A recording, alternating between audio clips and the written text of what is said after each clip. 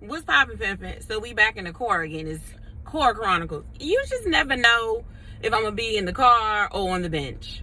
But I'm gonna be outside when we having these conversations, just so that you are clear, like crystal. All right, so boom, bust it. So what we was talking about was, how do you deal with that? Because mentally and spiritually, nothing really prepares you to deal with a person with narcissistic traits, right? Like, absolutely nothing can prepare you for that. So the question is, like, what do you do? How do you go about it? Because I know me, I did my best, right? Like, I did my best trying to be strong, trying to be that woman, because I'm like, I got into this.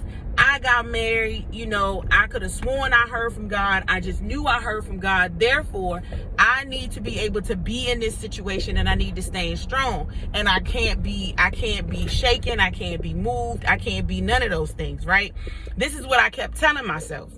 But then it's like, golly, I know goodness well that everything that God tells us in the Bible, everything, it's supposed to be meant for good and not for evil. And just like he says in Jeremiah, I have an expected end. I want you to have a good life, right? That is what it is. So why in the world was I sitting around just sitting there being mistreated? Now, I wasn't perfect. Be clear.